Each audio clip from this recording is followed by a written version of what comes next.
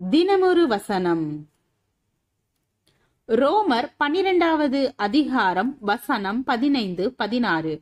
சந்தோஷப்படுகிறவர்களுடனே சந்தோஷப்படுங்கள், அழுகிறவர்களுடனே அழுங்கள், ஒருவரோடொருவர் ஏக சிந்தையுள்ளவர்களாயிருங்கள், மேட்டிமையானவைகளை சிந்தியாமல் தாழ்மையானவர்களுக்கு இணங்குங்கள், உங்களையே புத்திமான்கள் என்று எண்ணாதிருங்கள்.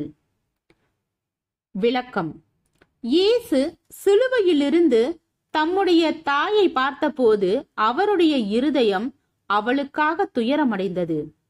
அவளுடைய துக்கம் அங்கிருந்த அனைவருடைய துக்கத்தை காட்டிலும் மிகவும் ஆழமானது என்பதை அவர் அறிந்திருந்தார்.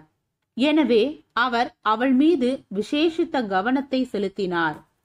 தங்களுடைய பிள்ளைகள் துன்பப்படுவதையும் மரிப்பதையும் பெற்றோர்கள் பார்க்கும்போது அவர்கள் அனுபவிக்கும் வேதனையை வார்த்தைகளால் விவரிக்க முடியாது. துயரப்படும் பெற்றோருக்கு ஆறுதல் கூறும் என்னுடைய ஊழிய அனுபவத்தில் நான் இதை உணர்ந்திருக்கிறேன். நானும் அவர்களோடு சேர்ந்து துயரப்படுகிறேன். ஆனால் அதுவே என் மகனையோ மகளையோ பேத்தியையோ இழந்ததினால் ஏற்பட்ட துன்பத்தால் நான் அனுபவிக்கும் துயரத்தோடு அந்த துயரத்தை ஒப்பிட முடியாது. இந்த உண்மை சில வேளைகளில் என்னை பாதிக்கிறது. நான் உண்மையாகவே மற்றவர்களுடைய துயரத்தில் பங்கெடுத்து அழுகிறவர்களுடனே அழுவதற்கு விரும்பினாலும் பாதிக்கப்பட்ட குடும்பத்தினர்களைப் போல துயரப்படுவதற்கு என்னால் முடியாது என்பதையும் நான் உணர்கிறேன். ஆனால் நான் அந்த குடும்பத்தை சேர்ந்தவன் அல்ல என்பதால் நான் அவர்களுடைய துயரத்தில் பங்கெடுக்க வேண்டிய அவசியம் இல்லை என்று கூறுவது தவறாகும்.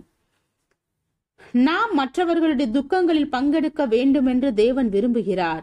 நாம் அவர்களுடைய வேதனையை புறக்கணிப்பதற்கு பதிலாக ஊக்கமான ஜெபத்தினாலும் கனிவான வார்த்தைகளாலும் அன்பான செயல்களினாலும் அவர்களுடைய வேதனையில் பங்கெடுக்க வேண்டும். நாம் குடும்ப பிணைப்புகளுக்காக தேவனுக்கு நன்றி கூற வேண்டும். நமக்கு மிகவும் நெருக்கமானவர்கள் மரிக்கும் போது ஒரு அழகான ஆழமான இழப்பின் உணர்வை நாம் பெறுவது இயற்கையானது. ஆனால் துயரப்படும் மற்றவருடைய துக்கங்களை பகிர்ந்து கொள்ளும் வழிகளையும் நாம் தேட வேண்டும். ஜெபம். தேவனுக்கு ஸ்தோத்திரம்.